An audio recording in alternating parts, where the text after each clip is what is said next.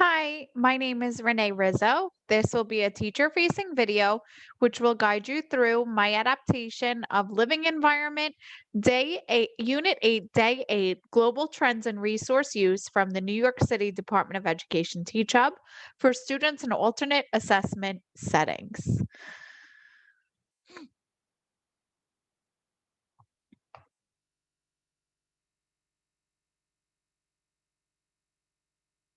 So the focus question of this lesson, which I took straight from the original lesson, is how can we explore resources and human use of resources in more detail? The standards that I believe were primarily addressed, the Next Generation Learning Standard for grades 11 through 12, RST 7. Integrate and evaluate multiple sources of information presented in diverse formats and media, e.g., quantitative data, video, multimedia, in order to address a question or solve a problem. And the DLM essential element RI 11 through 12.7.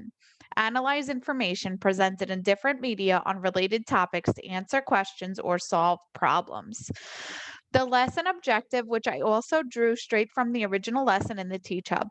In today's lesson, you will learn about natural resources and will learn how natural resources can be classified as renewable or non-renewable resources.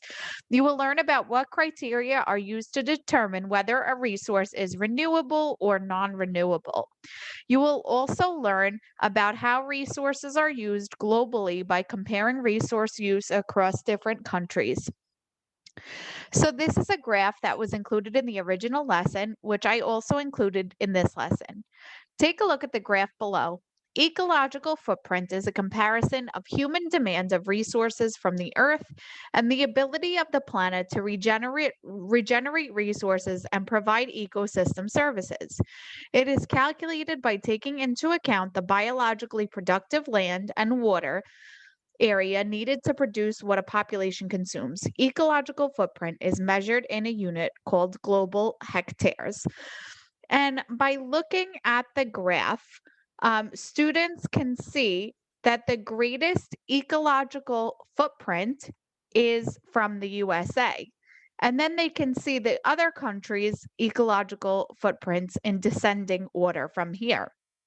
Many of my students have had opportunities to work with bar graphs.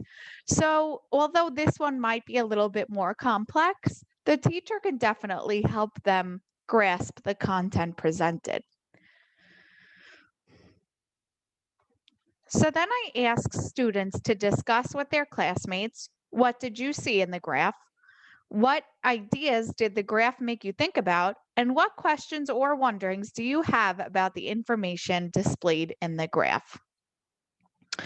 I included from the original lesson this video, the difference between renewable and non-renewable resources from YouTube. So I would play the video and then review the vocabulary. Natural resource, a natural material that is used by humans.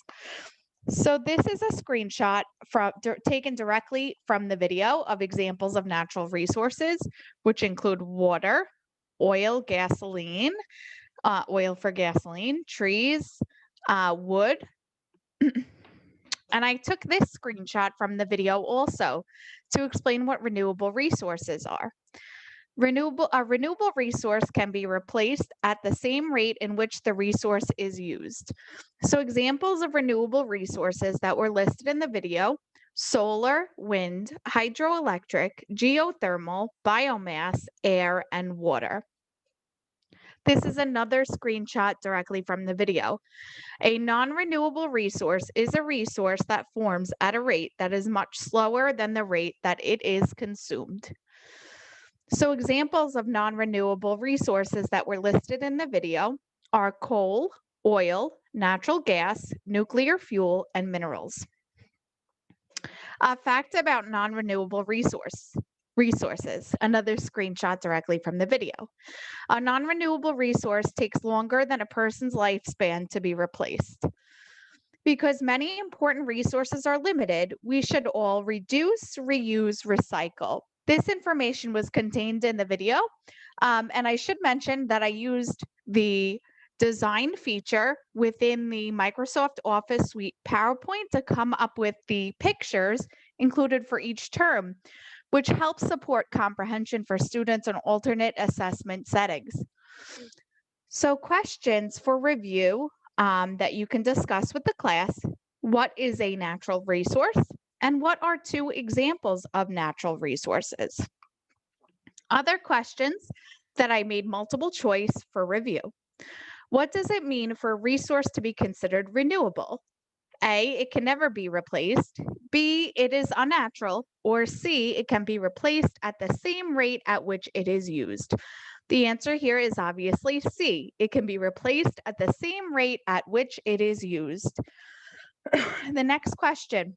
Which set of choices represents renewable natural resources? A, solar, air, and water. B, coal, oil, and natural gas. C, nuclear fuel and minerals. The correct answer here, obviously, being A, solar, air, and water. Now, what does it mean for a resource to be considered non-renewable? A, it is unnatural. B, it can be replaced at the same rate at which it is used. Or C, it takes longer than a person's lifetime to be replaced. The correct answer here being C, it takes longer than a person's lifetime to be replaced. So here's another question for discussion. What can human beings do to conserve natural resources? And then finally, for class discussion, to sum it all up, what have you learned about human use of natural resources in this lesson?